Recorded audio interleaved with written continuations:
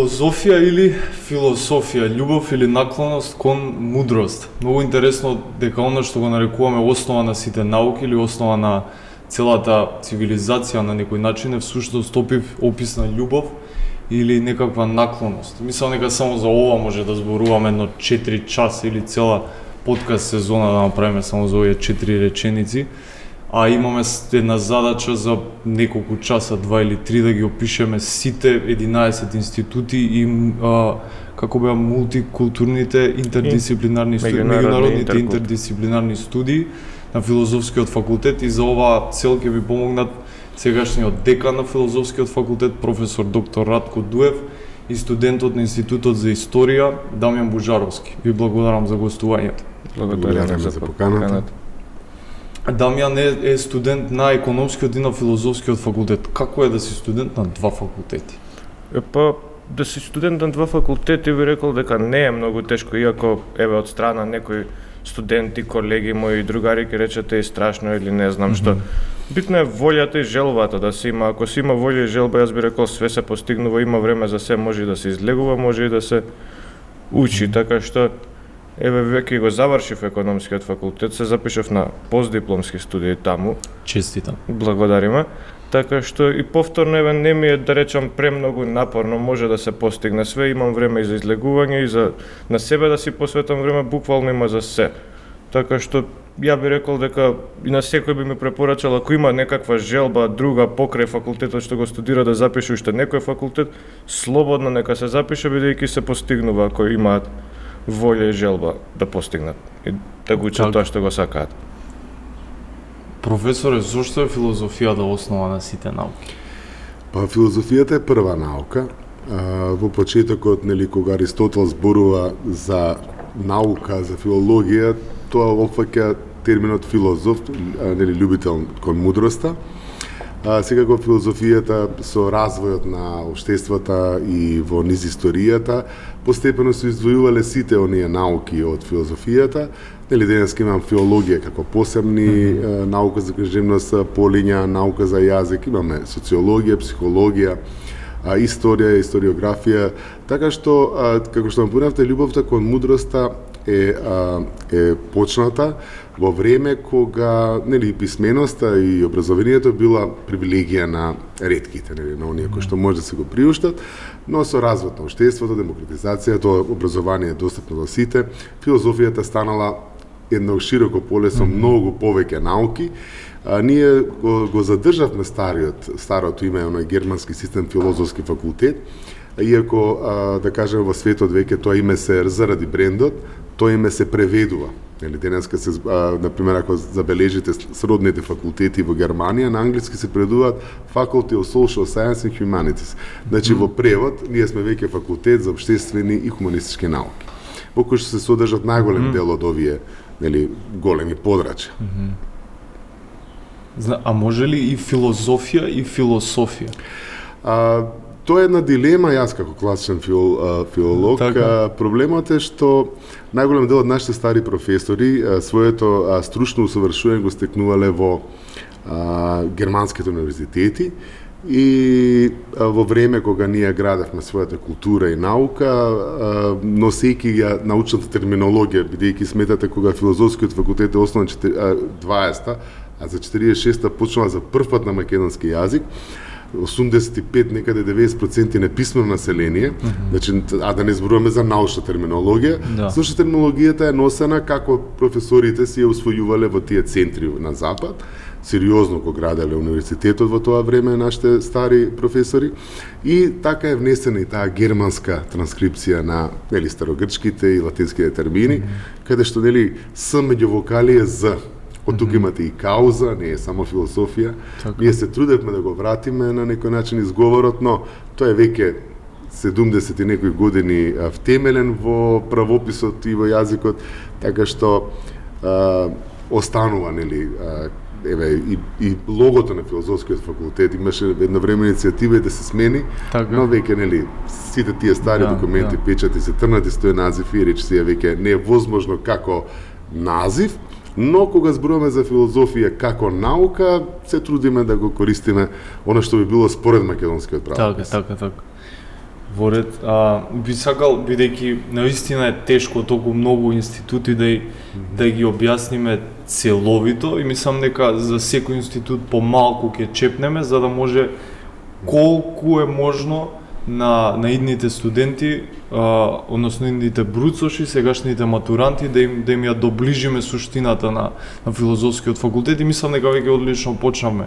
Рековте дека тоа е главно факултет кој се занимава со општествените науки и хуманистичките науки. Така што собравме изјави од по еден студент од секој од институтите со цел да ни каже зошто се запишал и што го привлекло на конкретниот институт, на неговите конкретни студии, така што би сакал да почнеме со Институтот за филозофија како основа и изјавата е следна. Со филозофијата и незината проблематика се запозна во средношколските денови. Тука започна да се јавува мојата пасија и љубопитност кон филозофијата. Како студент на студиската програма по филозофија, на идните студенти им порачувам дека филозофијата нуди широк диапазон на знаења од повеќе дисциплини како што се етиката, логиката, естетиката, онтологијата, ги подобрува аналитичките способности од аспект на решавање проблеми, анализирање на концепти, дефинирање, аргументирање и усовршување на филозофските погледи кон светот. Тешко е да се најде практична примена на филозофијата некако во овој прагматичен свет. Има ли практична примена според вас? Јас сам многу пати на моите студенти објаснувајќи ме проблемите со кои се соочува нашето општество, и бидејќи ние го напуштивме триаголникот високо образование, држава и заедница. Тој функционира, да кажем, и во развиени земји како Израел и во Соединетите американски држави. Зошто? Бидејќи секоја наука има зошто постои. Што во денесниот прагматичен свет каде што технологијата, нели, базично заради повисоките плати оди напред, но ако ги анализирате сите тие тимови надвор од нашата земја, во развиените земји, тоа можев да го видам и во Израел, значи исто така во тие технички факултети во секој тим имате и филозоф. Зошто? Некој ќе праша зошто, бидејќи ако науката пронајде некој откритие, филозофот или и социологот треба да кажат дали е тоа добро за заедницата или не. Значи, темната страна на пронајдоците против тежа е филозофијата. Така што, иако навидом изгледа дека е тоа непрактична наука, но во модерниот свет филозофијата си има своја улога, не само во поглед на како против тежа на развиениот свет, нели, зборуваме за етика, главниот проблем кој се соочуваат општествата, зборуваме за вредности, зборуваме за изгубени вредности. Филозофијата во некои студентите кои што завршуваат филозофија не наоѓаат вработување само како професори по филозофија, тие се познати писатели, активни медиумски работници. Значи, филозофијата нуди едно општо образование, кое што навидом делува непрактично, но во суштина таа си има секојаш примена во општеството. Еве сега гледате со пандемијата, она што се случува, значи дојдовме до сериозно нарушување на сите вредности. Така што сега сметајте, ако го немаме балансот или баластот од другата страна, што ќе се случи со нашето општество? Да, навистина. Да не зборуваме за естетика, или чувството за убаво. Тоа се вечни теми кои што се работат илјадници години и тие ќе останат, бидејќи човекот многу не еволуирал. Значи, проблемите што ги имале општествата и пред 2000 години, ги имаме и сега. Истите. Да. Навистина е така.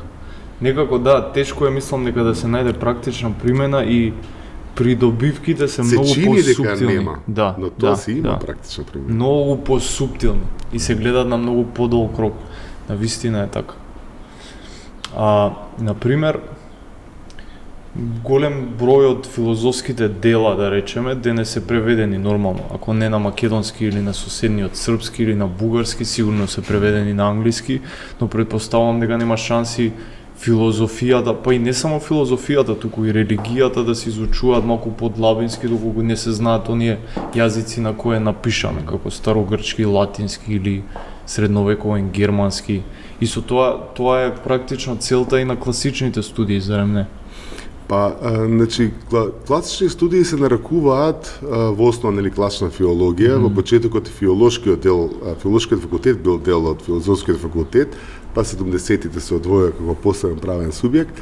А тие се основните науки. Тоа е првата наука. Класичната филологија се нарекуваат класични студии, бидејќи не опфаќа само филологија, туку опфаќа и култура. Значи, од античка филозофија, археологија, античка историја, и еве и колегите мои кои што предаваат античка историја на Институтот на историја се класични филолози. Логично, ако не ги знаете изворите, вие не можете да истражувате и работите. Тоа се базична, и тоа е јазикот терминолошки на науката. Само да дадам пример зошто е важна класичните студии, значи мојот професор академик Петар Илиевски, значи по Втората светска војна тој ги преведува Евангелијата на македонски јазик и од неговиот превод со професорот Бошковски започнува да се пее на македонски јазик во нашите цркви. Значи тоа е почетокот на осамостојувањето на македонската православна црква. Од друга страна тој можеби некој не знае и кум на денарот. Неговата статија за оправданоста на називот денар е депонирана во Народната банка на Македонија. Значи, класичната науки се многу важни, бидејќи без нив го немате јазикот на науката. Замислете, еве, докторите, фармацевти, ветерина, рецепти, пишување. Латинскиот јазик е универзален јазик на тие науки. Така што ако немате вие во својата држава такви профили, покрај професори, нели, по латински јазик во гимназиите и поној предмет класична цивилизација во основните училишта, и тие профили работат по музеи, нели, епиграфски споменици анализираат, работат во Завод за заштита на споменици, на многу културни институции и каде што нивното знаење е неминовно, например Институт за старословенски јазик. Значи не може да го проучувате вие старословенскиот јазик ако немате експерт, нели, кој што ги знае класичните јазици. Така.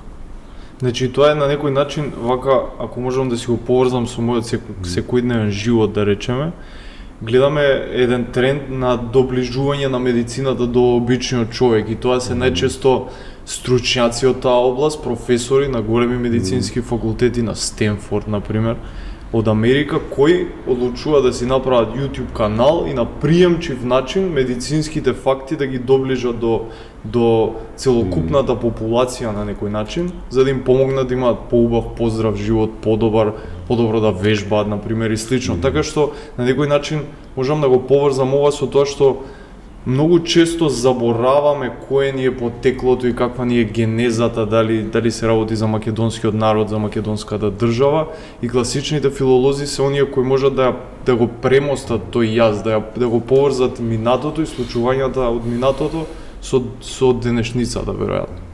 Па да, но сметете, ако вие имате диагноза, да одите и во Индија и докторот таму, иако не знае македонски јазик, ќе разбере што сте ладински. Значи тоа е тоа универзалноста на јазикот, како што се бројките универзални логограми, нели, вие пишувате еден, но каде одите во светот различно се изговара, но сите знаат дека тоа е бројот еден. Така и тие се базични науки кои што можеби во современиот свет не се толку атрактивни, но се нужни за опстојување на секој општество, како темел на таа научна терминологија на останатите науки. И второ, например, ученикот кој совлада старогрчки и латински јазик, таа граматика, тој без проблем може да учи било кој светски јазик. Значи тоа е таа базична наука, која на некој начин помага на сите овие други области, како филозофија, социологија, психологија, да не зборуваме за филологиите, помага за да тие ги комплетираат своите теоретски, терминолошки знаења и така натаму. Значи, освен старословенски... Па и првиот декан на еден македонски универзитет, Михаил Д. Петрушевски, е класичен филолог. Значи, освен старогрчкиот, старословенскиот и латинскиот, кои други јазици се?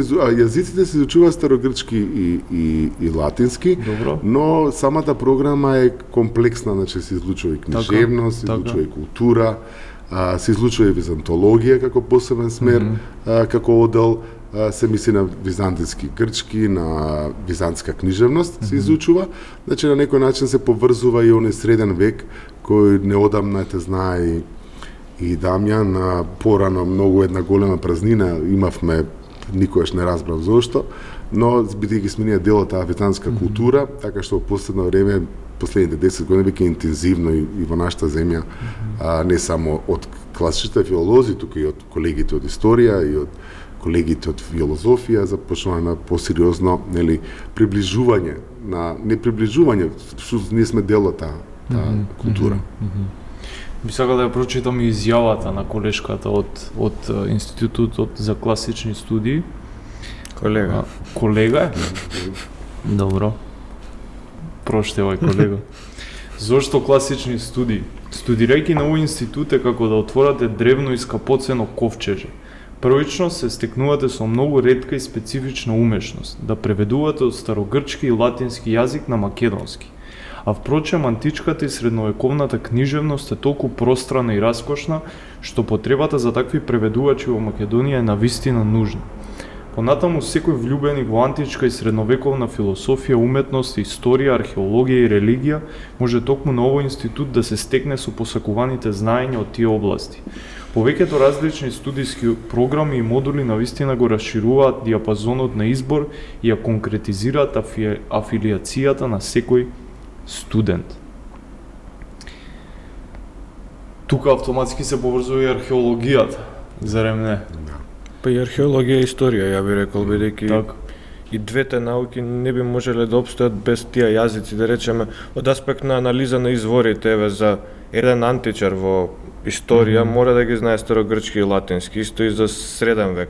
Ај сега за нов век треба и други јазици, пример османо-турски би требало и други, ама без јазиците не би можеле ние како историчари да ги толкуваме изворите, исто би рекол и за археолозите, бидејќи една плоча, еден надпис да се најде, тоа пак пишува на тие латински или старогрчки јазици, мора да се анализираат тие, така што без тие јазици не би можеле ние како историчари и археолозите исто така. Значи, филозофскиот факултет е дефинитивно една хомогена средина каде што без функционирањето навидно многу различно, ама тоа ни дава па сила, еве тоа го гледам во меѓународните проекти, бидејќи мене како декан ми е полесно, затоа што имам профили од многу области. Не морам да барам помош од други факултети, така што таа можеби разноликост не е многу полезна за аплицирање на меѓународни проекти. Да. Имаме и психолог, и педагог, и историчар, и археолог, така што можеме комплексни теми самите да ги работиме. Тука во Институтот за археологија влегува и автоматски Институтот за историја на уметност. Еден институт со две програми. Така. Која е разликата помеѓу историјата на уметност и археологијата конкретно? Историјата на уметноста ја работи поголем аспект уметноста, а додека археологијата го работи материјалното наследство. Значи, не само уметноста, туку, нели, од архитектура, од наоѓалишта, од ископување, од истражување, од конзервација и така натаму и така натаму. Секако се сродни, но како посебни профили, бидејќи постојат во светот, пред 20 години порано беше заедничка програма, потоа ги одделивме, бидејќи времето тоа го бараше и мислам дека тие се комплементарни, не се толку одвоени, исти професори предаваат и на двете програми, но го одвоивме бидејќи во светскиот тренд на археологијата постои како посебен профил, а исторична уметност како посебен профил. Но, сакам да кажам дека тоа е еден исто одел или институт во кој што работат тие професори кои што предаваат на двете програми, нормално на дополнете програмите со колегите од историја, од класична филологија, од филозофија, социологија и така натаму. Вака ако размислиме, дури е и тешко да се направи границата помеѓу тоа што е уметност, а што е археолошки артефакт.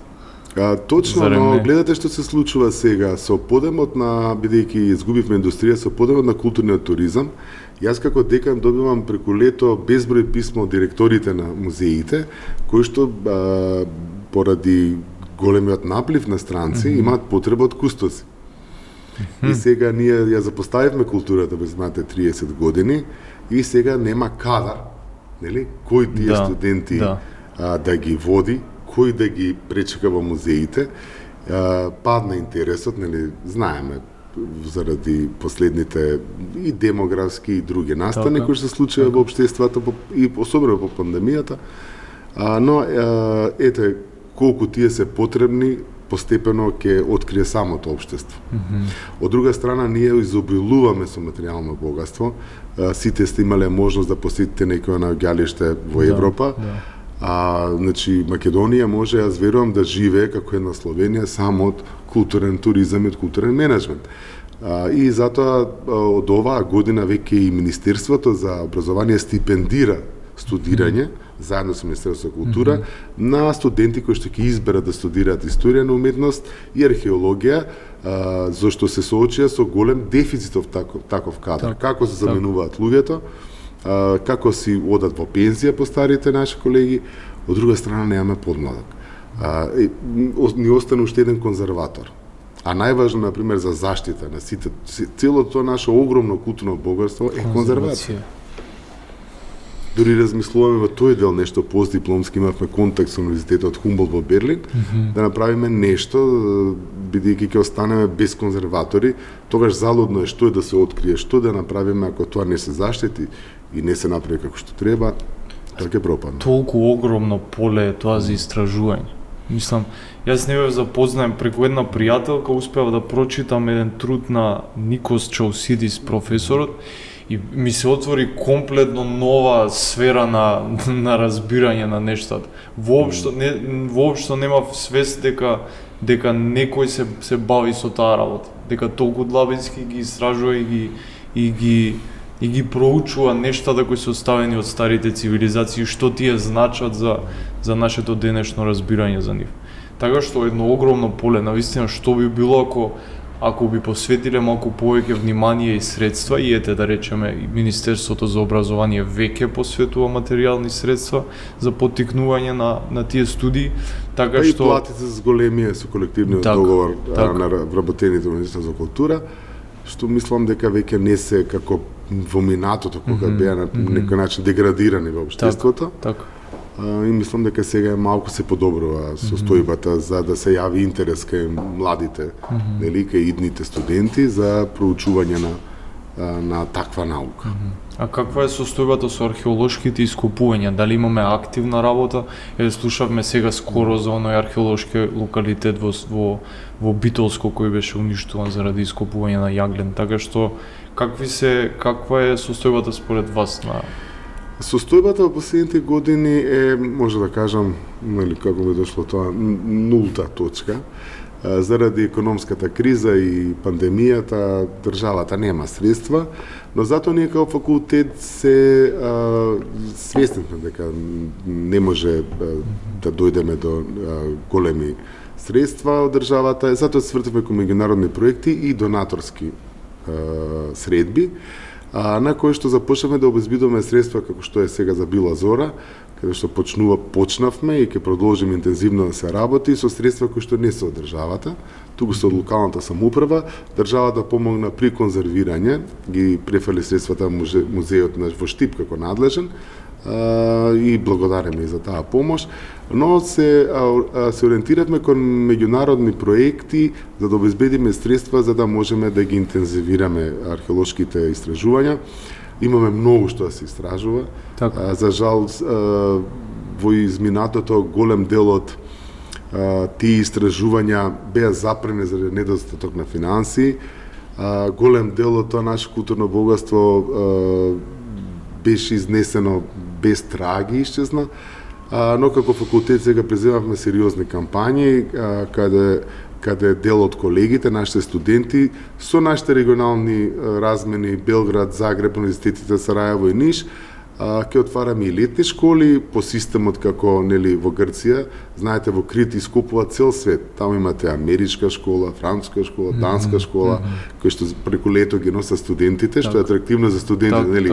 И како одмор да се прошетаат, а и второ и да научат да работат на терен.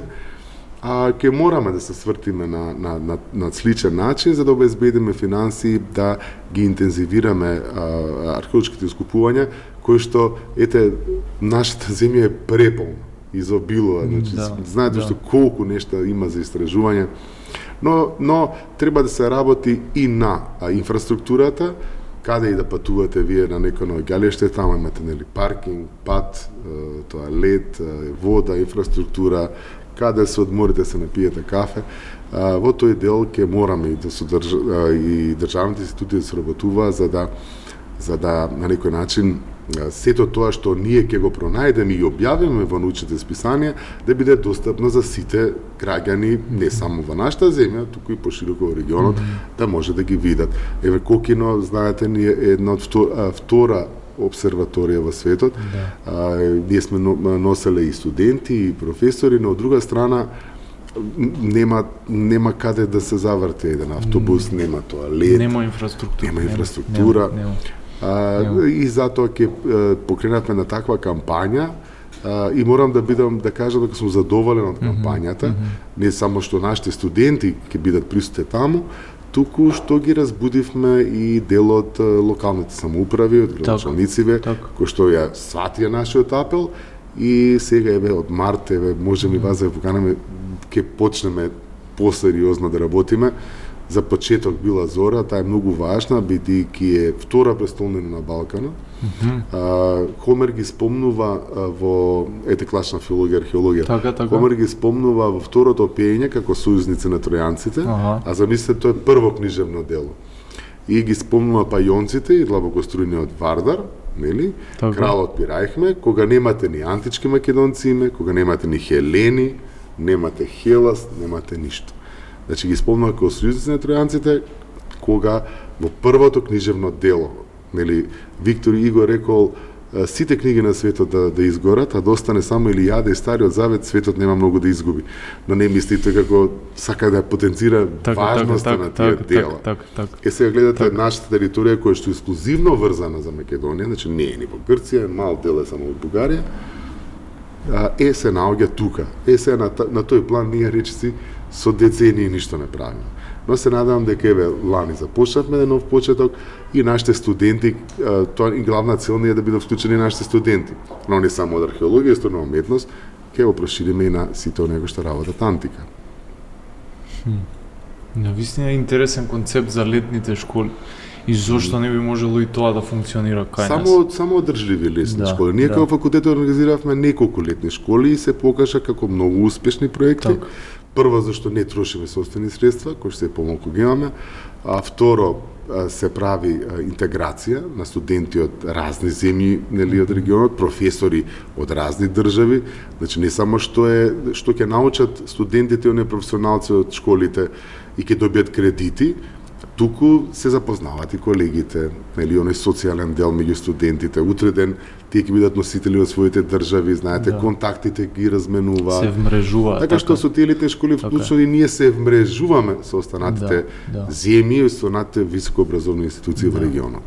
И пошироко. Вака звучи изјавата од Институтот за археологија и историја на уметност. Значи, едно нешто што треба да го знаете за археологијата е дека таа е чудесна наука. Со помош на неа ние не само што имаме прилика да го реконструираме минатото, туку и ни дава шанса да се запознаеме самите себе како и светот околу нас.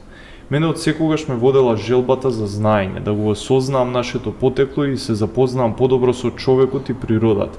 Но не само од еден, туку од сите аспекти. За да се биде археолог значи да си трагач по вистината.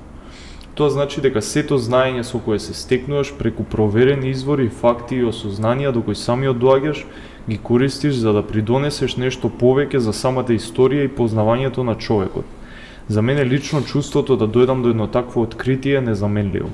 Поради тоа, ако се сметаш себе си за истражувач, борец, трагач по минатото и вистината, која сакаш природата и мистериите што таа ги нуди, и имаш неизмерна љубов кон знаењето, тогаш оваа професија е за тебе. Прекрасно. Прекрасно звучи. Се кажам. Значи, со ова некако го завршуваме блокот на класични студии, да речам. Тука хуманистички историја би може да спомнеме. Историја може. Да. Ајде. Како е да се биде? Уште една хуманистичка наука. Да. Што имаме две студиски програми, историја и архивистика. Така? Да, значи историја баш ја изучуваме она, да речеме, од антика почнуваме до најново време изучуваме, додека архивистика повеќе се бави, имаат секако историски предмети, тие се професорите, меѓутоа се бави повеќе со документација, со средување на архивски материјали и така натаму. Сега како е еве ги спомнавме и другиве науки што се бават со слична тематика, да речеме, тие меѓусебно би рекол се надополнуваат една со друга. Не би можеле ние како историчари да се бавиме со историја, више спомнав, без класични јазици, без археологија, бидејќи ние врз база на археолошките пронајдоци, особено еве антички и среден век, да речеме, без археолошки пронајдоци не би можело многу работи да се докажат и да се реконструираат. Колку повеќе се враќаме назад во историјата, толку е потешко.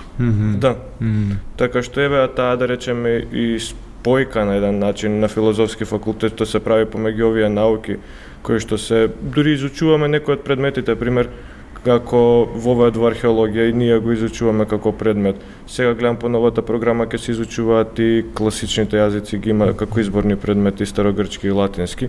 Сега зошто историја не ставив таму намерно изјава од историја, бидејќи јас сум историја, значи во историјата ги изучуваме развојот на општеството, на општествените заедници во минатото и ние врз основа на тоа можеме да извлечеме една поука за тоа што треба денес и во иднината да правиме и да не ги повторуваме тие грешки. Пример, особено еве од понова историја, да речеме од нов век и најново време, изучуваме историја на дипломатија, што многу би ни било корисна во денешно време кога го знаеме развојот на тие држави, на општествата, еве и споровите што ги имаме, преку историјата ние можеме да правиме, да речем, имаме една нишка, да речем, извлечено за да тоа како да постапиме во иднината, така што не е историјата само кој некој што ќе речат наука за минатото и се изучува минатото, нема потреба. Има многу што може да научиме за војнината и во сегашноста не ги правиме тие грешки како да постапиме правилно. Дали го изучувате само она што го знаеме ние од нашето средно и основно образование, дека е историја само наука за војните? Не, потполно нема да се сложиме, баш затоа споменав, имаме предмети историја на дипломатија, се изучува во склоп на предметите. Секоја наука има историја. Да, буквално имаме предмети и со економска историја, право, се испреплетуваат тие работи, неизбежно е да се спомнат се. Некогаш во средно, во основно знае историјата да се сведе само на бројки и многу кога ќе збораме со други ќе ми речете вие само бројки учите. Баш потполно не е така, нити се учат само бројки, ниту само војни. И професорите се такви да ние се сконцентрируваме повеќе на причините за нешто што предизвикало и последиците. Значи војната, самиот тек на војната не е толку битен, бидејќи може сегде да се провери. Најбитни се причините и последиците, зошто нешто се случило и какви последици оставило. Бидејќи тоа е и она главното, да не се повторуваат грешките, што реков во иднината. Сите овие насоки некако се преплетуваат и се мешаат една со друга, како што реков, ама што е она што е баш специфично за историјата? За историјата специфично. Што те привлече тебе барем? Мене ме привлекува историја, буквално ми е интересно да го изучувам она како самиот развој на општеството. Мене ме интересира и да речеме и таа социјална историја кај нас, економска историја што не е толку многу разработена, како живееле луѓето во тој период, зошто било нешто така. И таа, да речеме, една авантура ми е мене да истражувам во минатото што се случувало, па кога ќе доеш до некој нов податок, така да речем. Еве, јас да додадам, затоа што една од причините што студирав класична филологија е токму како средношколец бев победник на тие надпревари по историја и кога самиот тогаш беа други околности кога јас се запишував на факултет и самиот кога еден пријател мој на моите родители, викам сакам да студирам историја, не, вика, ако тебе те интересира од праисторија до денес, ти мора да студираш класична филологија, да ги научиш јазиците, така ќе бидеш многу по-комплементарен, пошто ме интересираш и религија и тоа, и ќе знаеш да бидеш подобар историч, да кажам, спојката меѓу настраните, и навистина така се случи. И тогаш и во моје време постоја 5 факултета, моите родители беа шокирани.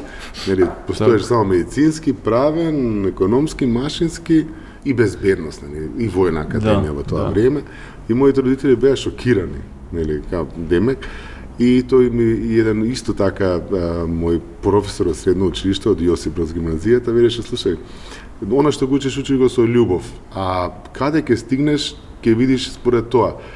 И уште сеќавам тие зборови, тоа беше далечна од 89-90-та, ете станав професор, ете станав и декан. Так, Значи не дека со една проучување на наука, човекот е осуден да биде нешто или да не биде. Едноставно секој афинитетите на секој студент и она што сака да го учи, ако на вистина го научи и на вистина утре ден тоа го имплементира знаење, секогаш носи успех. Да. Иако трендовите варираат од генерација на генерација, а за историјата јас постојано ја цитирам на реченица на философа Сантајана: оние што не го повторуваат, оние што не го проучуваат минатото се осудени да го повторуваат. Имавме едно предавање за пандемиите кога беше кризава пред 2 години во Сараево и анализата што покажува светот, зошто историјата е потребна. После секоја пандемија одел на лош. После шпанскиот грип го имате фашизмот, 60 милиони мртви. Јас моето предавање заврши дека се надевам дека денешните генерации нема да ги повторат грешките на нашите предци. Што се случи? Русија, Украина, повторно мртви. Значи, гледате, историјата се повторува и затоа тоа знаење не е само за како професор да го предава во средно и основно училиште или на факултет, туку всушност зборувавме за паметење, нели? Еве сега имам 80 години одбележување на Холокаустот на македонските евреи, кој што филозофскиот исто е вклучен. Пред 20 години кога бев помладец верев зошто се тоа се повторува. Но гледате што се случува, руската пропаганда, денацификација, значи повторно. Од друга страна, нашите соседи велат биле фашисти. Демократија и либерализм. Така што историјата е една многу значена наука која што тоа наше историско паметење треба да не биде патока за во иднина да бидеме подобри. Да. И не може без тоа. Никако не може. Не може без тоа. Ми изненадивте со овој податок. Значи, сега повторно да се повторам, со ова завршуваме на некој начин со тој блок на студии поврзани со историјата, класични студии. Самото име хуманистички кажува каде што во центар е човек. Така. А сега ги преминуваме каде што во центар е заедницата на или луѓето. А може ли во тоа тогаш да влезе и психологијата? Во хуманистички? Не, психологијата влегува во општествените науки, затоа што тоа е еден општествен феномен, иако го третира човекот и душата, но го третира умот како заеднички феномен. Не третира, нели, човекот во античка Грција, човекот, не знам, во средниот век и така натаму. Така. Уметностите, класичната филологија, пошто и филологија влегува во книжевност, во уметностите. Така. Психологијата е една од најпопуларните науки тренд во светот. Еве и кај нас на филозофски за 80 месеца се пријават над 300 кандидати. Тен што немаме ние ни капацитет да примеме повеќе заради кадровскиот недостиг на кадри, така што едва се задржуваме на 80 бројка и тоа има единствено во Македонија се одбиваат студенти само на 2 факултети, тоа е медицинскиот факултет и ние на психологија. Заради малиот број на студенти, а големиот број на слободни места на факултетите, всушност никој не ни одбива.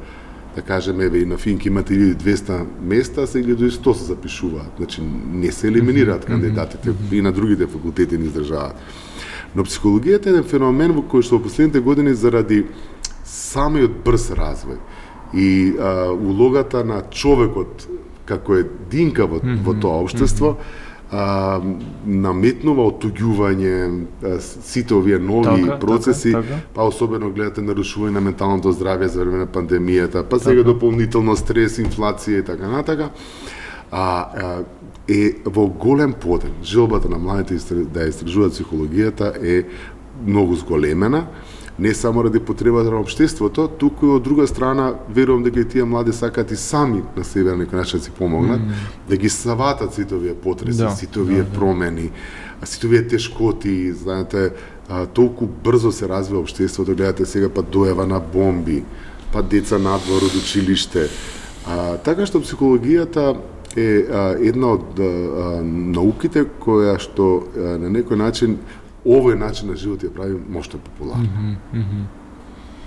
Значи филозофскиот факултет има голема амплитуда, има институти во кои има недостаток на студенти, дури има него што е на ниво на проблем, имаме институти каде што има каде што одбиваме, имаме институти каде што не можеме да ги пополниме, ни државните квоти. Така. Да прочитам изјавата на колешката од Институт за психологија и зошто таа се запишала конкретно на психологија. Значи, на прашањето што ме натерало да се запишам на Институтот за психологија, емпатијата која ја поседувам, воедно желбата да научам повеќе за таа наука и да научам да си помогнам себе си, за во иднина да бидам достојна да нудам помош на другите луѓе, или да го цитирам еден поет наш, да си излечам себе си па да бидам лек за другите. Да бев во двоумица кога бев во двоумица каде би продолжила со своето образование, програмата на Институтот психологија на Филозофскиот факултет ми делуваше како најдобрата опција од сите други. Задоволна сум од досегашните студии и не жалам што го направив токму овој избор. Рековте дека во психологијата умот се третира како да е нешто заедничко. Сега... Не само умот, значи сите тие феномени, да кажеме. Јас не сум психолог, а моите колеги тоа подобро да го може го објаснат, од образование, од организација, труд, од развој на личноста, значи сите тие дисциплини или области во полето психологија се изучуваат, дури денеска оди и подалеку, сега компаниите барат бизнис психологија. Гледате, психолози се потребни сите овие анкетирања, агенции за истражување на неговото мислење. Всушност, психологијата е, мислам дека секојдневие. Како што и студентката кажала, секојдневие и не се изучува само умот, туку и интеракцијата на луѓето, да кажеме, и со останатите. Не само концентрацијата на човекот ум, имате личност, вредности, така се изучуваат вредностите. Имавме сега многу интересно предавање на еден наш колега од Израел, токму за тоа што ни е проблем со вредностите, и неговото предавање се води на тоа дека секоја вредност има во различен период различни вредности. Различно општество, различни вредности. Она што е за нас вредност, можеби не е за некои, не знам, народи во Централна Азија. Така што психологијата се занимава не само, да кажеме, со умот, туку и со личност, со вредности и сето она што го опфаќа емоциите, така, емпатија и така натака.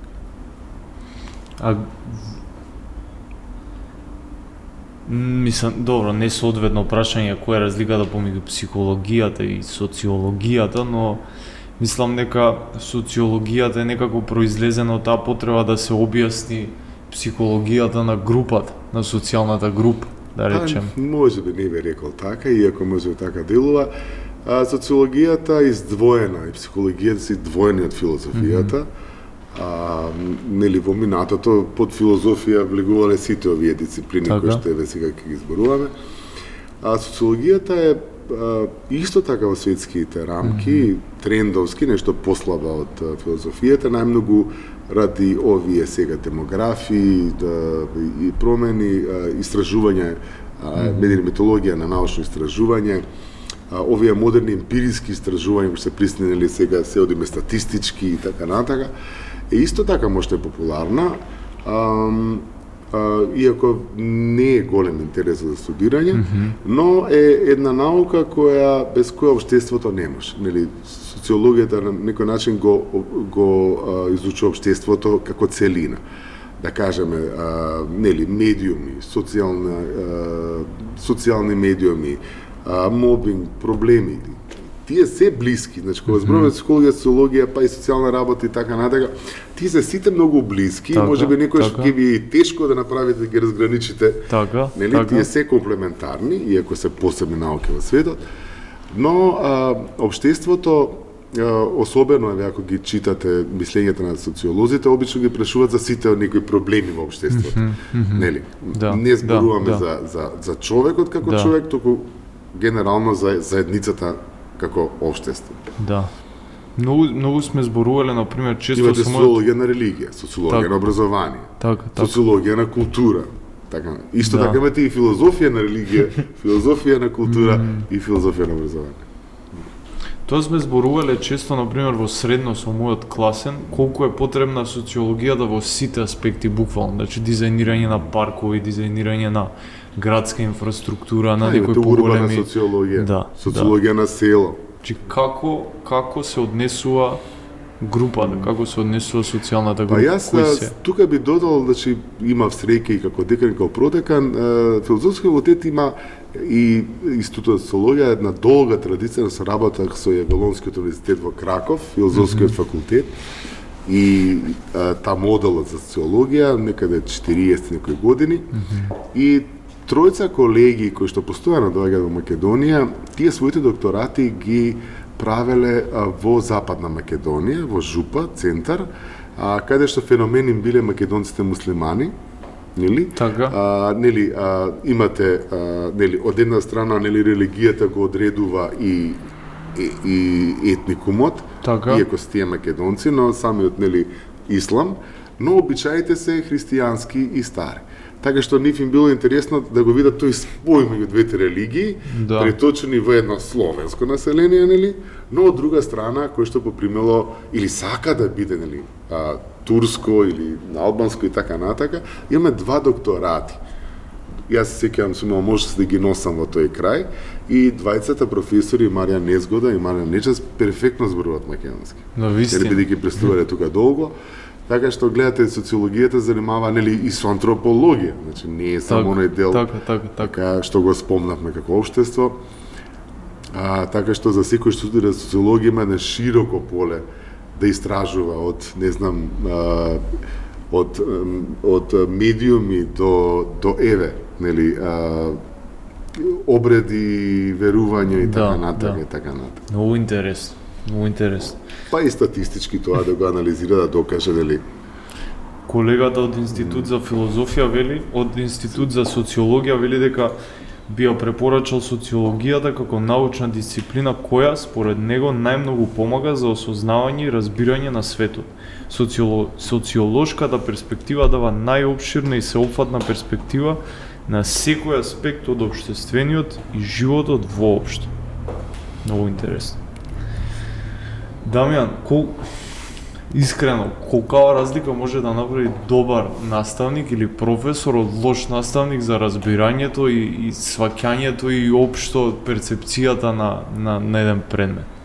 Па Зарем ја би не е рекол, огромна? мислам, некогаш дури предметот може да биде интересен, меѓутоа ако професорот едноставно не знае да го предаде тоа или не ќе да го предаде или не знам, тоа џабе ако интересен предметот, така што да, предметот има голема улога што се предава, меѓутоа професорот исто така игра уште поголема улога како ќе го пренесе тоа знаење на студентот или ученикот, зависи нели дали е средно, основно или на факултетско ниво. Еве конкретно ако зборам за нашиот за филозофски факултет, би рекол дека професорите се одлични било на кој институт, значи професорите имаат да речам близок контакт со студентите, сакаат да го пренесат знаењето и знаат да го пренесат знаењето на еден интересен начин, со тоа што би ни го направиле некој предмет што не ни е толку интересен, ќе ни го направат интересен. Еве јас изборам од мој аспект, бидејќи мене ме интересира одреден предмет, да речеме или одреден период во историјата, меѓутоа и другите ќе ме заинтересираат. Дури еве сме имали предмети од педагогија, од психологија, тие ми ги направиле доста интересни предмети, иако сосема е различно од мојата област на студирање, така што професорот игра огромна улога во целиот тој образовен процес, би рекол.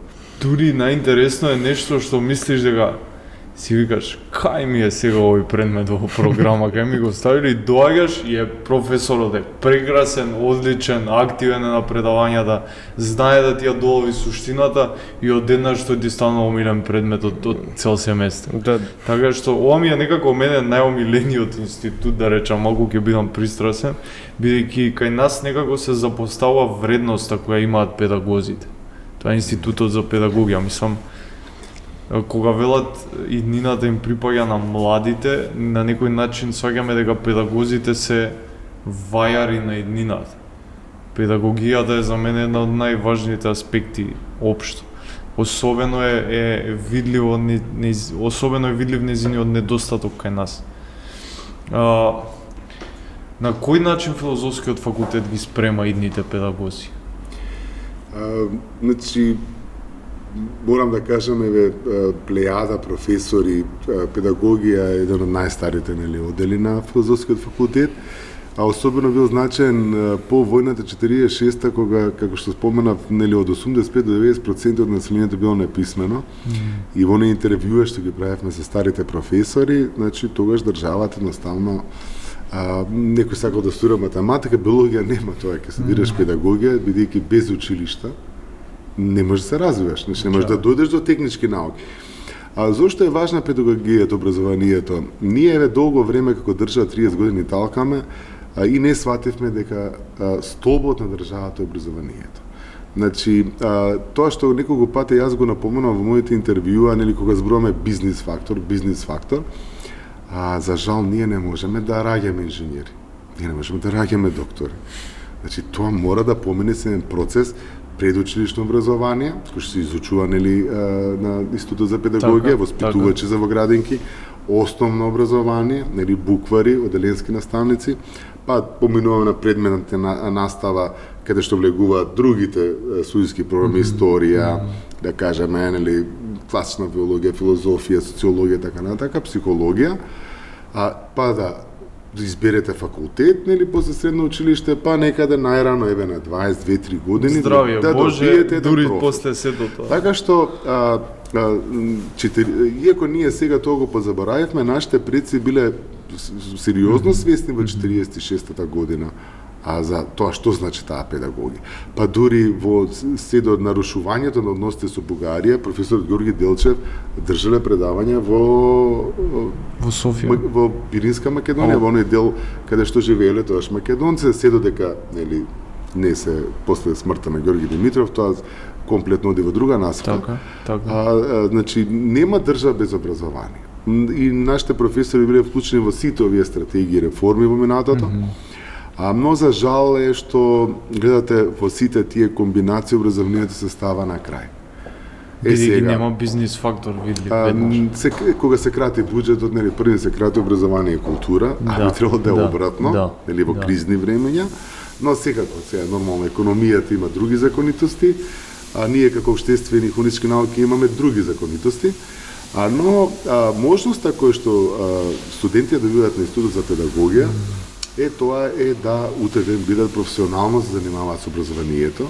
Значи не само како воспитувачи во градинките, туку и како оделенски наставници, не само како оделенски, туку и како педагози кои што имаат голема улога во функционирањето на основните и средните училишта, решавајќи ги заедно со психологот, тука е исто така комплементарни науки, психологот проблемите кои што секојдневно ги имаат, учениците, родителите и така натака.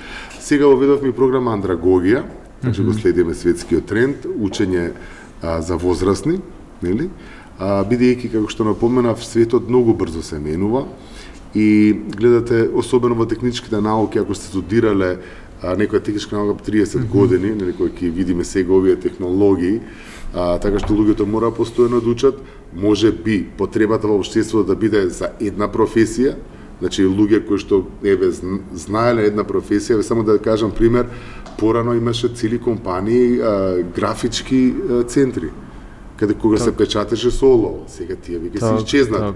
Тој кадар утре ден треба да се преквалификува за да може да заработува. Така што, како пример кажам, значи ние мораме да имаме едно живо образование, каде што луѓето ќе можат да се преквалификуваат, доквалификуваат.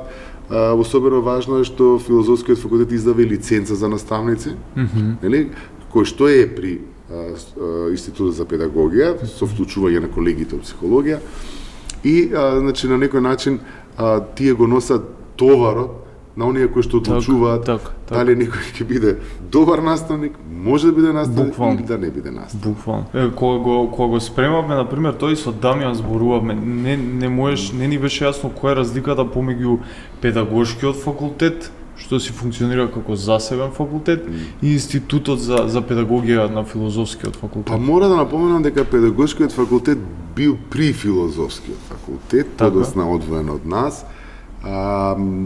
Во 90-те години и речиси кадарот тамо што предава во најголем дел се сметало дека заради нели потребата математика, уметност, она што студиските програми да се одвои како посебен факултет.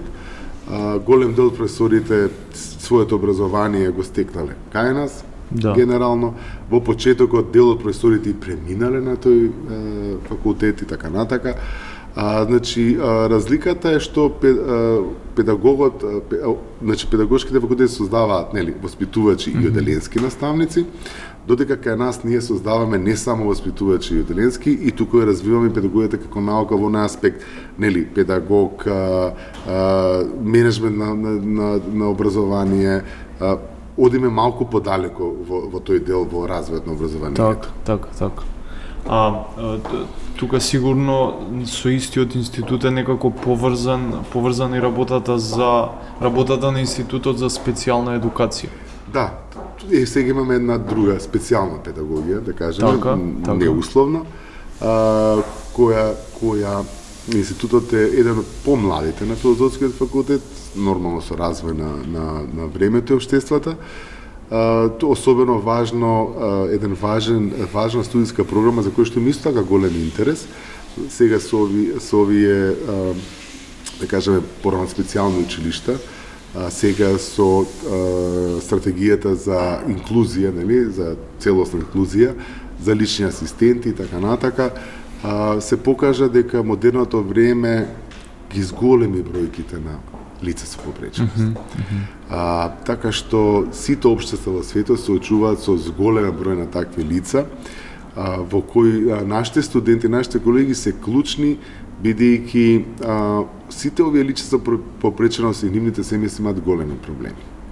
Така што борбата во Европа и насекаде во светот е инклузија, нели никој да не остане назад, да им се помогне и на тие лица да колку толку зависи од проценките се осамостојат за живот.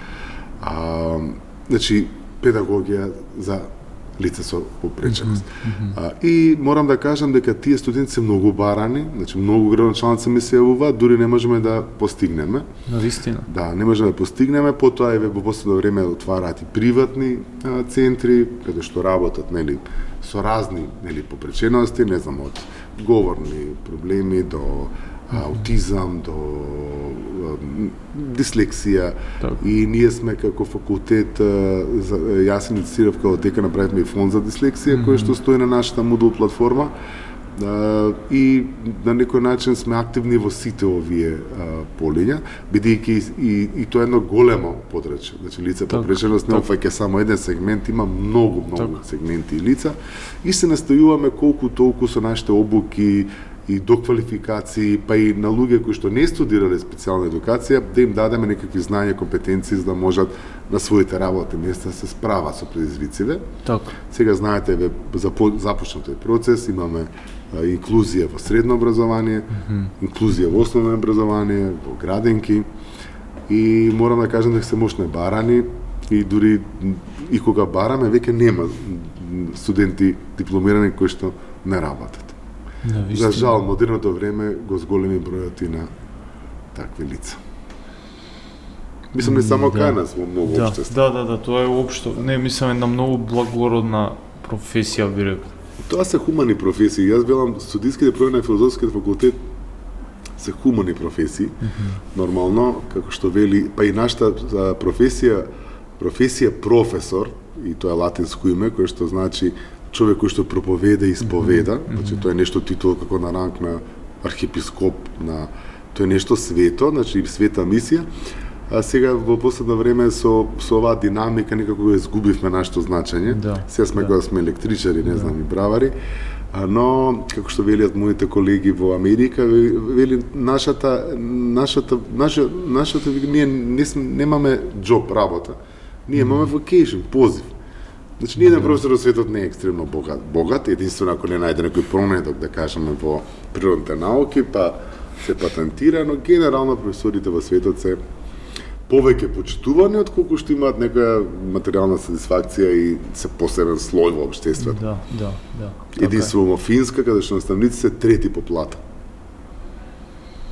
Затоа е образованието име на тоа ниво на кое што е, мислам, затоа и ги зборуваме стално и затоа се споредуваме со нив. Така што да ја прочитам и изјавата на студентот од овој институт, значи пред се љубовта кон децата, потоа храброста и одлучноста да бидам дел од тимот кој ќе им помогне на лицата со попреченост да имаат за едно ниво подобар и посигурен живот, давајќи им поддршка, рана интервенција и рехабилитација. На едните студенти им препорачувам да бидат поодлучни и да го изберат Институтот за дефектологија, односно специјална едукација, затоа што самиот институт нуди голем број на знаења, соработки, нови вештини, многу идеи и студентите стануваат се похрабри и посамостојни. Уште еднаш ќе повторам, прекрасна професија, многу благородна, благодарност голема до сите кои работат и кои се занимаваат со неа. Така што нешто што многу ме заинтересира и што не го очекував кога го спремавме подкастот исто со Дамјан, на Институтот за семејни студии, што мислам дека е исто така многу важно. Како например, како што во биологијата клетката се става како основна функционална единица на целиот организам, така и на некој начин и семејството е таа основна функционална единица на општеството.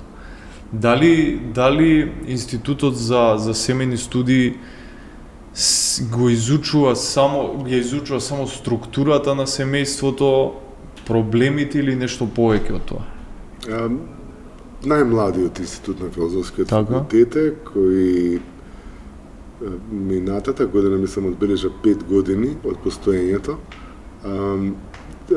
Феномен кој започнува во Соединетите американски држави, имаше иницијатива кај нас, ние прифативме, со овие демографии, сега нови семејства, нели, современи начин на здружување меѓу луѓето. Во светот се наметна студиска програма, паралелно како што имаме нели gender studies, па дури во Америка имате и gay studies, значи не би сакал да се и да обично кај нас кога ние ги отваравме смените студии се свати нешто погрешно, како да нешто конзервативно спротивно на останалото, што не е точно. Семејството како феномен. Нели, бидејќи семејството како клетка, што бидете на општеството, се соочува со сите овие проблеми кои што ги доживува, нели, секое модерно општество.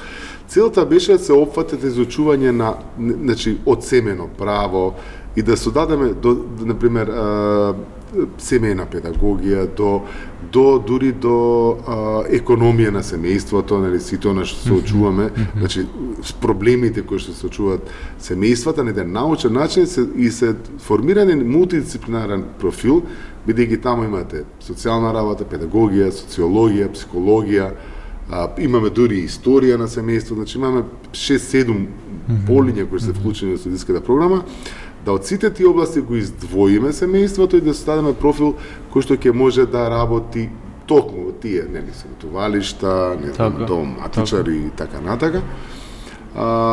Иако не идовме на голем проблем во почетокот на недоразбирање, не успеавме се уште да ги внесеме во уште еден систем, но веќе постојат во законот. Но идејата беше да ги пратиме светските трендови и да имаме студиска програма која што ќе биде современа и ќе го истражува феноменот со кој што се очуваат сите современи општества. Но да кажам, тука се изучуваат сите видови семејства, да не биде сватено дека е тоа некоја конзервативна студиска програма, но во секој случај се појави голем интерес и се надевам дека со тој профил, нели, ќе имаме еден такви специјалисти кои што ќе можат, нели, токму, нели, да помагаат на она што се случува во нашето општество, па и надвор, нели, ако се преселат. Така. Студентот од овој институт вели дека на овој институт ме донесе љубопитноста за функцијата на семејството. Навидум позната тематика, но дефинитивно има многу нови работи кои можат да се научат. Единствен предизвик со кој се соочува оваа студиска програма е работното место, кое се уште не ни е загарантирано по закон. Не ни е загарантирано, знаете, студиските програми, ни една студиска програма не нуди нели за гарантирано вработување. Нормално. Тие се во законот, значи може Така, да работат така. во приватни институции, значи може да работат во приватни институции, нели имате приватни домови и така натака. Но се уште законот не ги препознава во тој 102 члена, се во 194 се внесени. Тоа е секогаш проблем со сите нови профили, значи не е само со овој. Во 195, каде што може, според системизација, да влезат и во државните институции, во оние центри.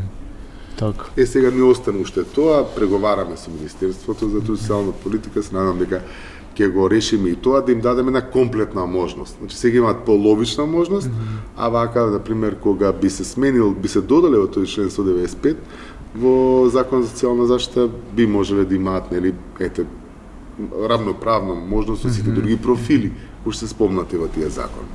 Сега слушам од вас нешто ново, значи факултетите соработуваат со Министерството за труд и социјална политика за обезбедување на соодветно работно место според називот на да речеме. Не, значи секое министерство и секоја област си има дефинирано во која дејност, кои профили можат да работат, да кажем. Таму имаме економисти, правници, нели имате социолози, социјални работници, основни социјални работници, па имам ти други профили. Сега ние се бориме, значи во тој дел да влезат, нели, и овие семејнолози и овие дипломирани по родови студии, нели, за да им се даде на нив можност. Институтот за родови студии не е постарно, се уште го имаме тој проблем и со нив. Така. Значи, работат сите во невладен сектор, во приватни компании, да, но се бориме сега да има возможно равноправно учество, да кажем, и во јавните институции. Така. Инаку да постојат во законот, но не постојат како даватели на услуги во јавните институции. Добро, мислам, ние можеме да зборуваме и за археологија, и за проучување на историја, и за историја на уметност на нашата држава, и за филозофија, филологија и така натаму. Ама ништо од тоа, сето тоа пропаѓа во вода, го не можеме да си ги одбраниме границите. Така што, на кој начин е Институтот за безбедност, одбрана и мир различен од, например, Воена академија? Освен тоа што нема практична настава секако. Да. Институтот за безбедност одбрана мир потекнува од на времето кога се кажавате општонародна одбрана, општествена самозаштита, предмет кој што ја го изучува во средното училиште. И тоа беше со намена, се гледате, така е формиран филозофскиот факултет, да кажеме, гледат со развојот, и сега буквално можеби на некои други факултети во соседството ќе имаме различна организација. Например, имаме факултет за политички науки, што влегуваат политички студии, новинарство и безбедност, одбрана и мир. Сега ние немаме факултет за политички науки, новинарство и политички се направен, така. А пак безбедноста е кај нас. За разлика од факултетот за безбедност, кој што во минатото не формираше, создаваше кадри, ние го држиме цивилниот дел. Значи, ние не создаваме униформирани лица, иако нашите студенти можат да работат, да се вработат во Министерството за внатрешни работи. Така. Ние сме на цивилен дел на безбедноста, одбраната и мирот. За разлика од Војна академија, кој се го држи војниот, униформираниот дел, и за разлика од факултет за безбедност, кој што морам да кажам дека на факултетот за безбедност приукло 90% од кадрот или докториран, магистриран, завршен кај нас на филозофскиот факултет. Така. Значи, така што, значи, тоа што нашите постари професори ги научеле, тие ги учат, да кажеме, наредните кандидати. Зошто имаме 3 студиски програми и во последно време, пред 10 години, беше најатрактивниот институт на филозофскиот факултет, се пријавуваа заедно со Институтот за социјална работа и социјална политика, се пријавуваа може по 200 и 300 кандидати. Сега интересот постои, но не е како во минатото. Зошто е важно? Безбедноста е, како што би кажал на моја постара професорка, да имаме гениална економија, да сме на рангот на Кореја, да имаме неверојатен раст, да имаме, неверојатни капитални инвестиции. Ако ние не се чувствуваме безбедни, се е џабе. Се е залудно. Наутро ако станете и се плашите да поминете заради кучиња, или пак во случај на непогода, не знаете како да реагирате, или се, не дај Боже, ова што случува, не знаеме во Украина, се е залудно. Така што, иако ние мислевме дека во минато дека тоа е некоја наследство од комунизмот, дека тоа не е полезно, еве гледате да имаме сирени, не дај Боже да се случи, ние немаме кој да ни се дојави опасност, ние постојано како факултет, преку тие конференции научни кои што организира институтот и преку летните школи што ги правевме, напоменуваме дека безбедноста е клучна за секој останат развој. Да. Па и за IT технологии, па и за економија и за секој дел. Нашите кадри всушност се обучуваат, нели, понатаму стануваат не само во да кажеме во па и во приватниот сектор, не само во Министерството за внатрешни работи, Министерството за одбрана, туку тие наоѓаат свое место и во овие дирекција за заштита спасување, центар за управување со кризи, што сега можеби кога ќе се вратиме назад општествена самозаштита, сега за жал ние тоа го напуштивме, нели, го избришавме од училиштата, а сега ни го враќаат преку оние концепции како life skills, животни вештини. Значи истото нешто препакувано, модернизирано, нели, за жал, тоа е проблем со нашите експерименти во образованието, и сега кога некои студенти ми кажат што е life skill, викам општествена самозаштита. Така, и општествена самозаштита. Бидејќи најголем дел од загубите во сите тие катастрофи и несреќи е заради незнаење. Јас сеќавам како дете по тој предмет, јас бев обучуван и тогаш државата инвестираше во постојани вежби еднаш месечно, како се справиме во случај на поплава, како се справиме во случај на пожар, како се справиме во случај на земјотрес, нуклеарна катастрофа. Сите се тие теми од теоретски безбедноста, меѓународни односи, за цивилна заштита, кризен менеджмент, нели гледате во секоја опасност се бара кризен менеджмент, заштита на цивилна инфраструктура се проучуваат на овие студиски програми. Така што тие профили утре ден може да најдат место во сите овие институции во државата и да бидат полезни за општеството, како што напоменав, ако не се чувствувате безбедно, не знам колку сакате бидете богат и моќен, каков сакате имот, но вие ако не можете од дома да дојдете своето работно место, џабе. Така е. Навистина, мислам, зошто кога веќе на секој качување во авион имаме цело предавање за самозаштита, зошто тоа не би го имале во нашето основно или средно образование за оние општи катастрофи, особено земајќи предвид дека Скопје на среден една голема расна. Јас напоменувам кога се случи тоа е таа наша општествена одговорност, кога се случи фактички товарот на бремето кој што носи филозофски е тој дел. Така. Тоа што не успеавме да му наметнеме нашето општество дека тоа е нужно, можеби не е профитабилно. Така. Зашто ќе се случеше ако кога се случи на катастрофа во Стајковски се огласеа сирените? Значи половина од луѓето кои што влегоа по онаа заобиколница што загинаа во поплавата, доколку ги слушнат сирените некаде, може би застанале и би се прашале што е работата или би се јавиле телефонски. Да. Значи тоа е основно. А понатаму мора да ги поставиме другите работи како што треба. Така е. Еве, ја не верувам дека не слушнал сирени, еве сега не знам да се случи нешто.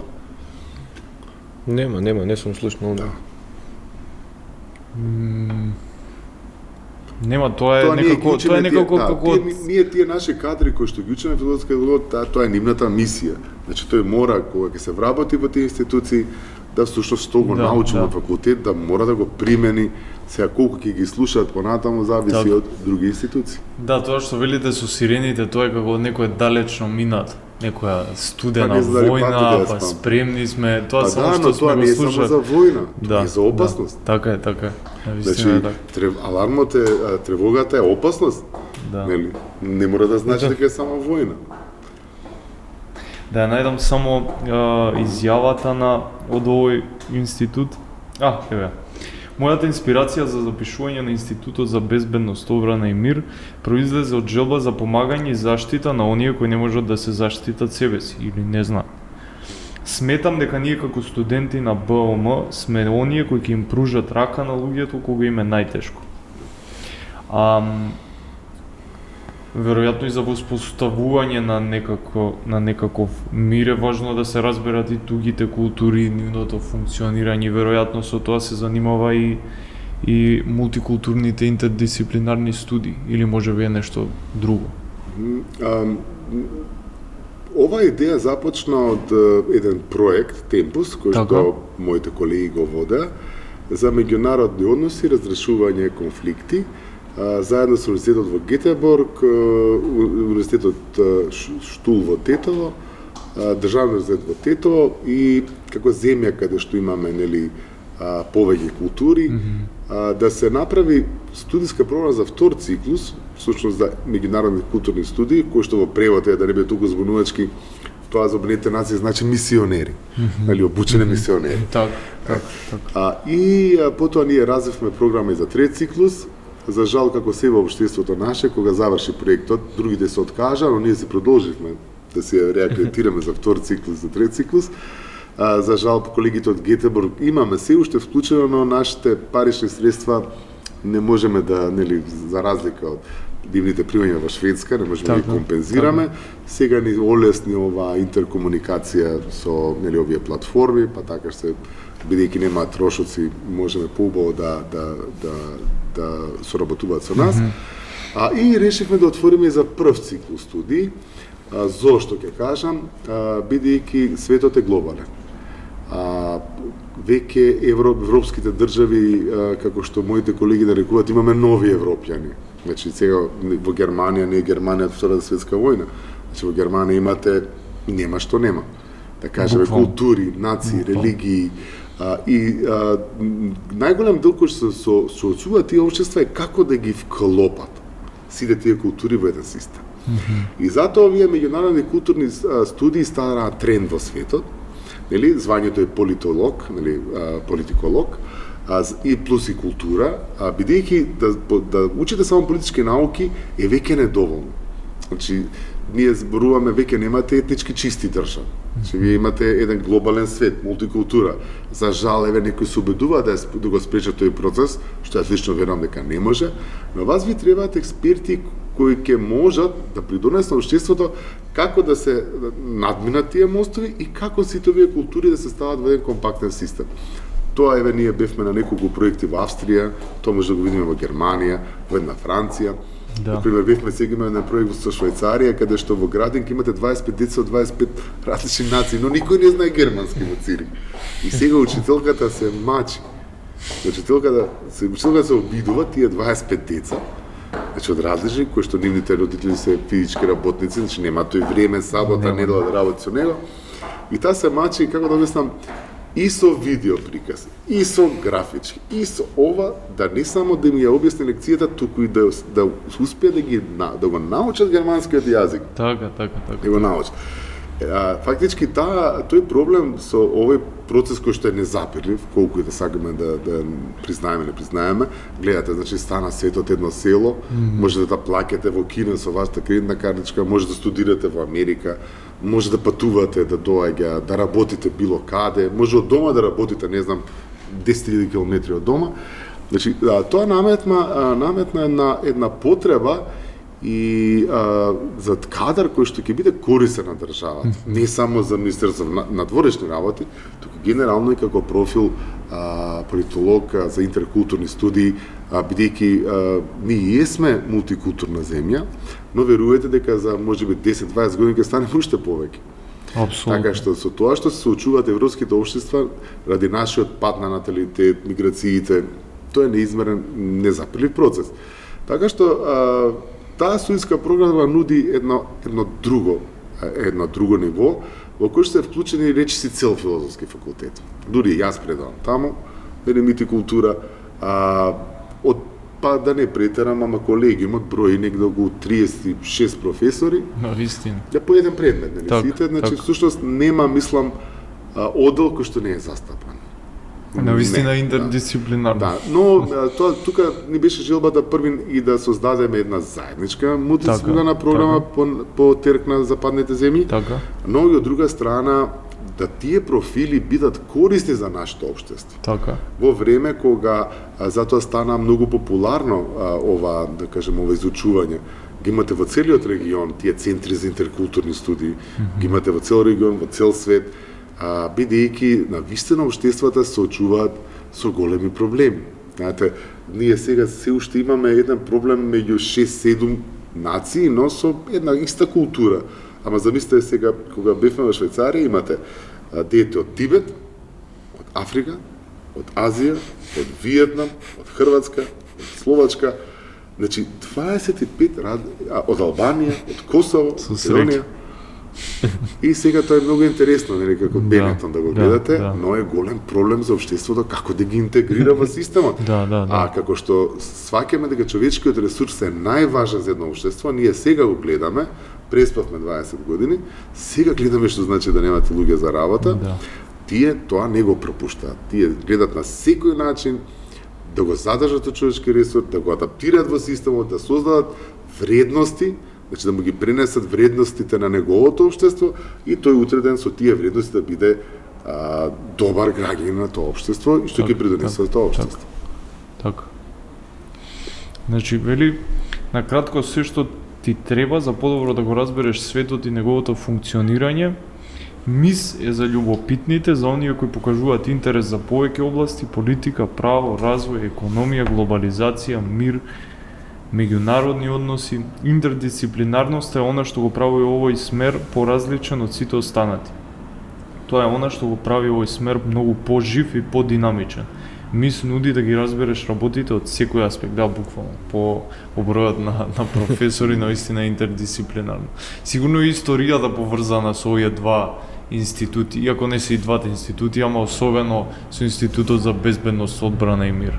Мислам, без разбирање на историјата не можеме да разбереме на што да внимаваме. Па секако таа сродност, пак ќе речеме, навидум сите институти не се поврзани, меѓутоа пак се поврзани на некој начин, еве со безбедност, со меѓународни интеркултурни студии, понатаму еве и со психологија би напоменал, не напоменав преска, бидејќи да разбереме некои историски личности, да речеме, ко Сталин, ко Наполеон, пак е потребно тука и тој психолошки аспект да се анализираат, можеби и затоа еве имаме ние психологија, изучуваме, така што повторно е таа споеност, да речам, на самиот факултет наведум, некој факултет со сосема различни институти, имаме една обединувачка алка, бидејќи безбедноста е поврзана и меѓународни интеркултурни студии, таму сигурно се изучува и дипломатија, повторно е таа поврзаност, мора да се разбираат историските процеси за да знаеме како дошло до тоа денес да биде, така што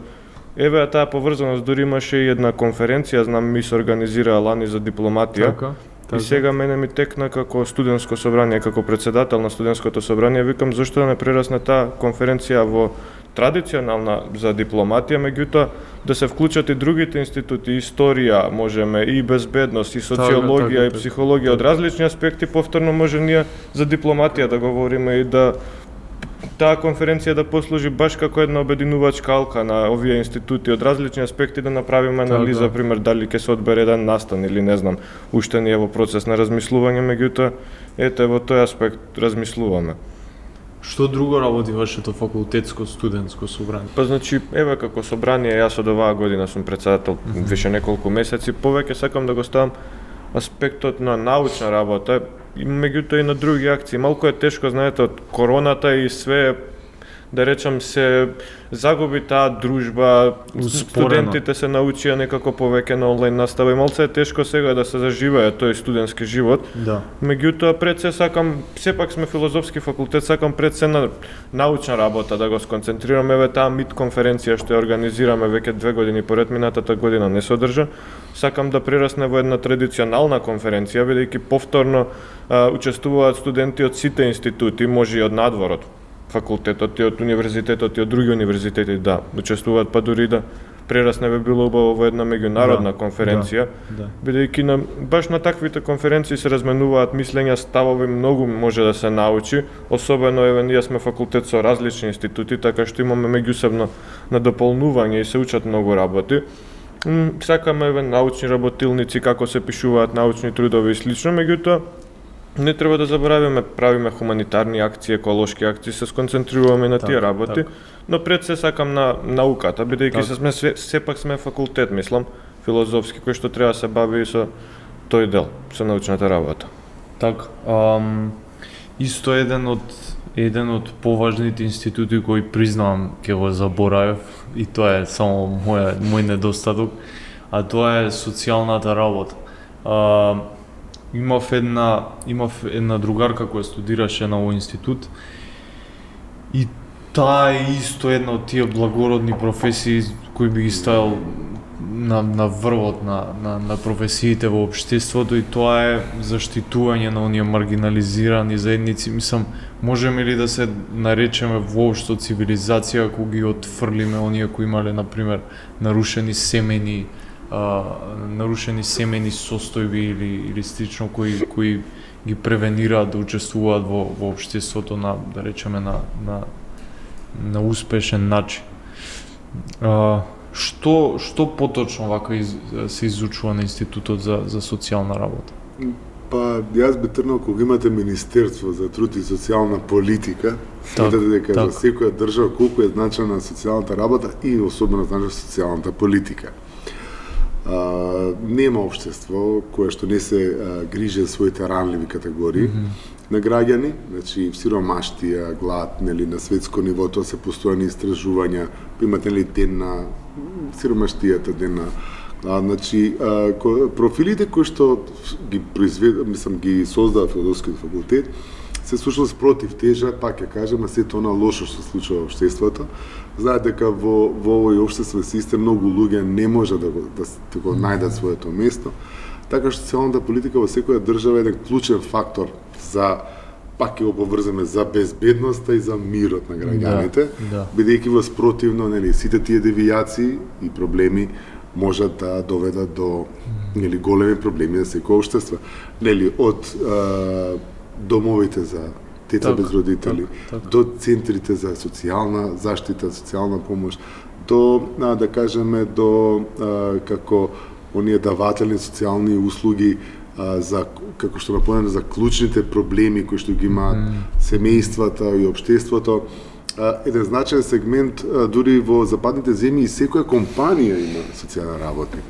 Нели секој училиште има социјален работник, покрај педагог и психолог, за да помогне во овој дел, нели, и да може да се спроведува таа политика која што државата ја установува. Како имавме сега последно време повторно реформи на целиот тој систем во кој што секогаш беа вклучени многу голем број колеги мои од институтот. И морам да кажам дека и ден денес едно од најатрактивните и има најголем интерес за студирање на тој институт. Покрај тоа што кажаме, зборуваме дека нели не сме во тој бизнис сектор, но сепак голем број на студенти одлучуваат да го продолжат своето усвршување на таа студиска програма. Зарем не може да се поврзе овој институт, например, со работата за Институтот за семејни студии, бидејќи... Како што кажав, тука би го напоменал и родови студии, нели еден од помалите наши институти, кои гледате трендот во Европа е за родова еднаквост, нели со стратегии, национални стратегии, дури нашата држава мораше да воведе една таква стратегија, нели за родова еднаквост, што е предуслов ако сакате да продолжи со интеграција во Европската унија. Еден од нашите помлади институти кој што е формиран некаде околу 2006 година, сеќавам студиската програма, кој што беше 2006, толку рано. Навистина. Мислам дека да не сгрешам, но почна иницијативата, кога точно студиската програма за прв пат започна, но има едно повеќе од 10 години. Има, мислам, можеби и да има веќе 15 години или 13 години од почетокот првите студенти кои се запишаа. И всушност и голем дел од тие наши студенти работат по овие невладени организации за нели организирани групи, за во меѓународните организации како УНИЦЕФ, да кажеме, и сите оние кои што се занимаваат со зачувување на децата, човекот и така натака. Не можеме да ги издвоиме бидејќи сето тоа комплементарни сродни науки, само со еден поинаков правец, фокус на студентската програма, нели, родови студии, се гледа, нели, единката како почетен, нели, маж, жена, семени студии ја опфаќа целината, а социјалната работа ја работи онаа проблематика која што настанува во интеракцијата, нели, во сите тие нешта. Исто така, например, ние имаме колеги кои што завршиле психологија, а докторирале на социјална работа, предаваат на студентската програма за социјална работа. Така што нашите групи се, иако тие дефинитивно се посебни, нели, научни полиња и дел од нив области, сепак се блиски меѓу себе. И затоа голем дел од професорите предаваат на повеќе студиски програми. Самото тоа ви покажува дека сродноста е голема, но со нијанси и со компетенциите кои што ги стекнува студентот се диференцираат, нели, звањата понатаму. Дали биде социјален работник, психолог, социолог, семенолог, експерт по родова проблематика и така натаму. Така. Да, како што споменавте, обично бидејќи се фокусира на родовата дискриминација, многу е тешко денес да се најде тенката линија помеѓу реалната природна разлика помеѓу родовите и субтилната. Заборав да кажам, значи, синдикатите така се под социјална политика. Така. Се ви кажува колку е значаен тој профил. Да. Социјална работа и социјална политика. Да. Така што се е кажано, проблемите на работниците, всушност студентските програми на филозофскиот факултет се некој вид против тежа на она што всушност брзиот развој на современото општество го прави. Ние се грижиме за другата страна и мора да постоиме, бидејќи воспротивно, гледате, светот би отишол во еден сосем друг правец. Затоа и се хуманистички науки. Така. Дали имате нешто да додадете вака пред самиот крај на овој подкаст? Мислам дека доста многу работи кажавме. Па мислам дека убаво се опиша сите институти, ако нели разговаравме како ќе ги опиша, мислам дека супер се направи. Кратки црти, но само би кажал дека ете порака до идните студенти. Јас упорно тврдам дека најсигурна инвестиција на секој човек е знаењето.